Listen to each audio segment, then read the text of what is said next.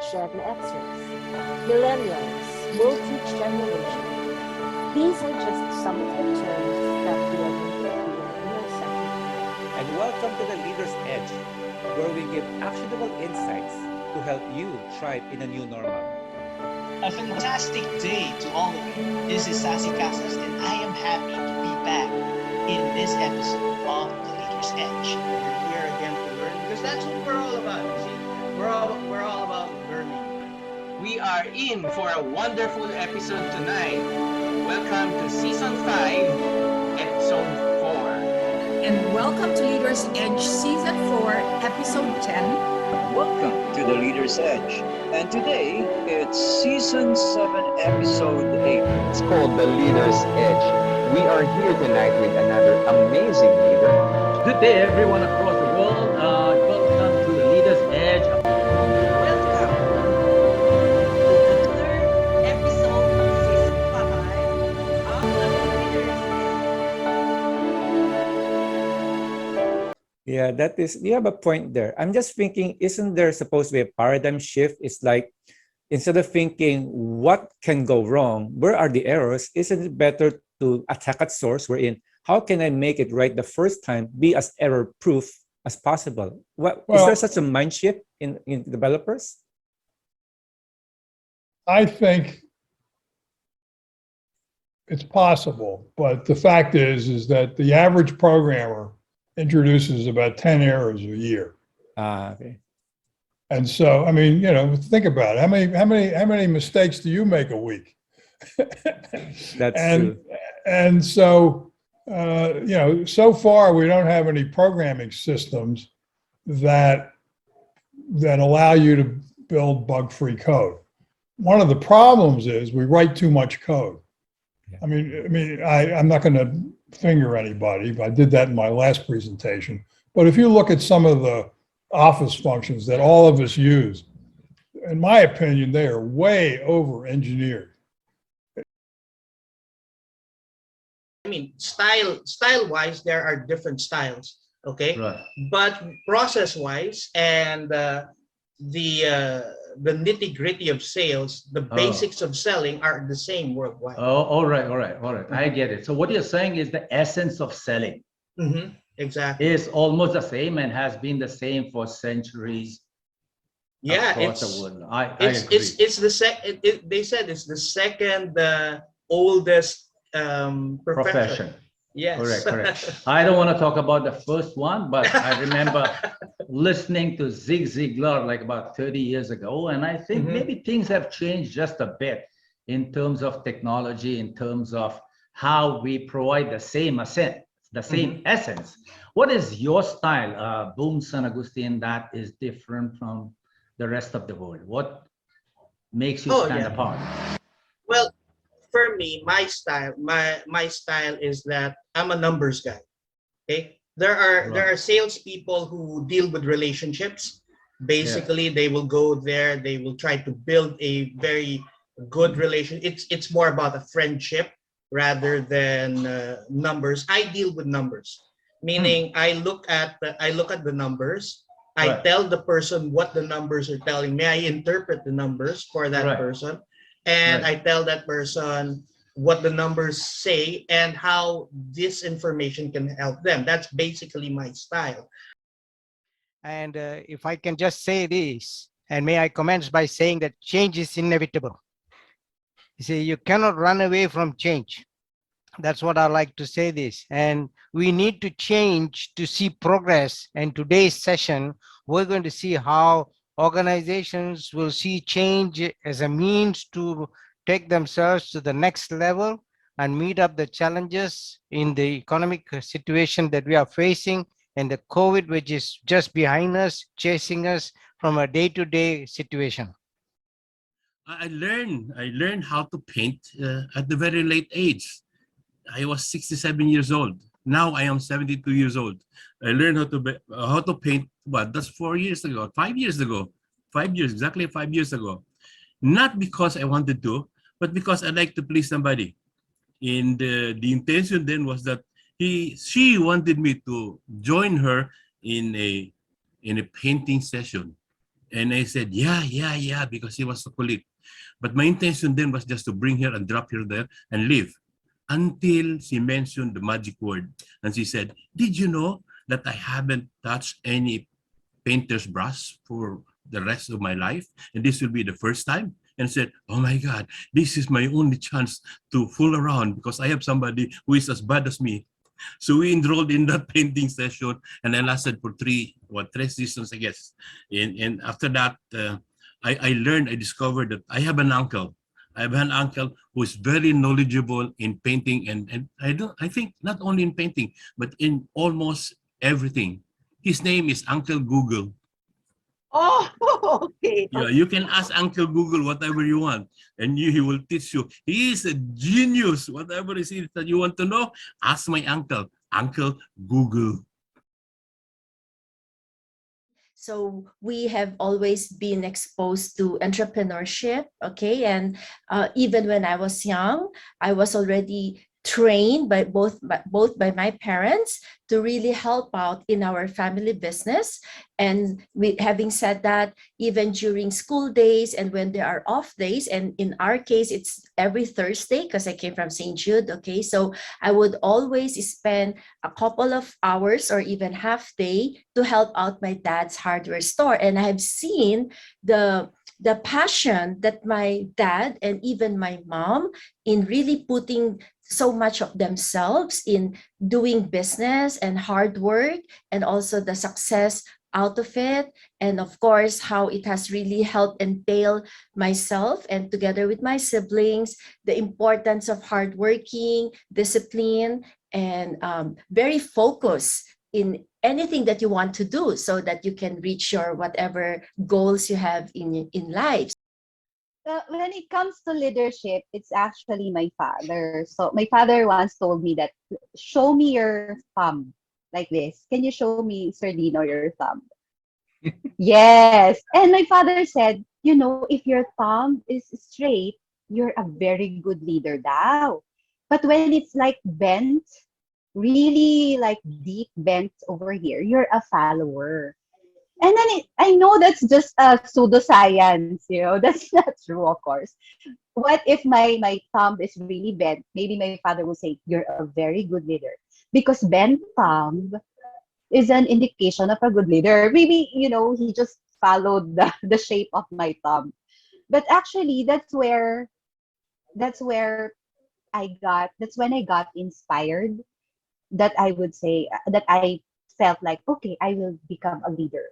Because my father was an insurance salesman, and he was trained to lead and make a sale and to sell himself, and people would look at him in awe when he spoke. So that's my first introduction with leadership. I have been very passionate about diversity leadership because diversity is actually happening all around us. Just that we are not very conscious about it. Just like we want to avoid it, right? But if you think about diversity, and later as I explore with Dino, my partner in crime in this whole topic, you will realize that you are really managing diversity. It's just the conscience of whether you are looking at diversity in its concrete terms. Okay, truth is, Dinah, I have no history of cancer, and I've always been an advocate of women's health. So it really came as a surprise. This happened, this happened in June of 2020. So it was the early onset of the pandemic. So I have given a lot of talks on how to prevent breast or even cervical cancer. As far as I can remember, I have always been health conscious.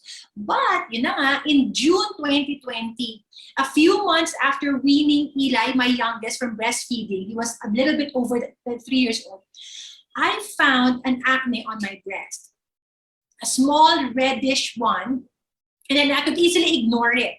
And then, at that time, I didn't realize it was already cancer pala. So I was diagnosed with stage 3 breast cancer with HER2 positive. So it's like my body has cancer and a special factory for cancer. So sometimes, you can just kill the cancer cells, but on my part, we have to to kill the mother factory of cancer cells. So parang that was so devastating. So for me to get better, we had to do chemo for the cancer and targeted chemotherapy for the factory of the cancer. So it was a very aggressive cancer, and if I didn't treat it, if I didn't get treatment right away, it could have, it could have gotten the best of me talaga.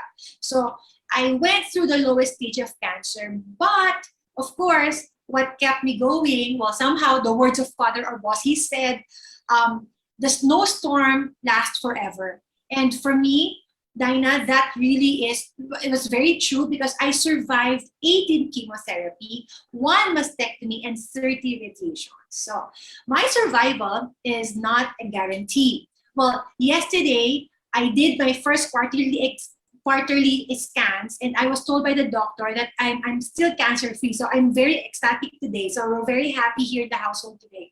So since that experience, I decided to live the best life every day. Yes, actually, yesterday, I was elected on my 8th term. Yes, on my 8th term as one of the board of trustee, and also became, the chairman for membership for a number of years already. So basically, we promote the business interest between the 2 countries. Canada and the Philippines, and I have business interests in Canada. We have some products that we are actually exporting in Canada. That's the reason why I'm also part of this business organization. And also, maybe our audience and our viewers, they are wondering what is an IP2M. IP2M is International Program and Project Management Practitioner. So I'm one of the first in the Philippines to be certified. I studied in Tokyo, Japan for that. So, yeah. Retire well. That is what we're going to talk about today. There are 5 retirement lifestyles that we have actually tried. We RV'd full time. We lived in an RV full time for 8 years. But I was so happy because we saved a lot of money. We really saved a lot of money. And guess what? We used that money to buy a house. We bought a house. Yeah. And so we settled in a resort lifestyle community. What's a resort lifestyle community? This is also another big interest of Americans now. For 55 and over people, you can live in a resort lifestyle community that has a lot of amenities. We also bought timeshares. That's the other thing. We bought a house, and then we bought timeshares. Timeshares have a very negative press. People don't, because there's maintenance fees are ongoing, and you're already old and you still have to pay maintenance fees. It's like they never stop. If you don't use your timeshare memberships, then it will really feel like a drag or a heavy expense. It's not necessary. But we are travelers, so we use them all the time. So what it is really, a timeshare is very simple. It's getting these hotels or resorts rooms at a discount because you promise to use them for X number of years. You see, we are now on the COVID variant, and that's a bit of a good news because from the Delta, comparing it with the Delta, COVID variant is very much less severe, very, very less severe. In fact, to give you an example, here in the country, only 10%, despite the number of cases, the statistics dictate upon us that there is only a 5 to 10% increase of the cases, and 10% go hospitalized. This is PGH data. And it's good to know that most of the cases at PGH are of moderate degree only. Over the years, I've noticed how some of the ones who were most successful in their career, what they would oftentimes do is they would know when it was time to relax, or when it was time to take a break, or when it's when their shift is done, all right, that's it. So take for example a senior manager whom I admired so much, and this happened in my fifth year in the industry. I joined the industry in 2000 prior to Sunderland, and then I had this senior manager. What I noticed that was different about her was, oh, she was very effective. I don't mind mentioning her name. Her name is Jean. Okay, and what I noticed about Jean was when it was time for her to go home, she would go home. But mind you, she was very effective. During her shift, oh my gosh, she would go meeting after meeting, hold plans, do several duties which I felt were rather stressful. But when it would be time to take her break, she would do that, and then when it would be time for her to go home, she'd go home. She wouldn't stay longer than necessary. She maximized the use of her time, and that was a terrific example for me.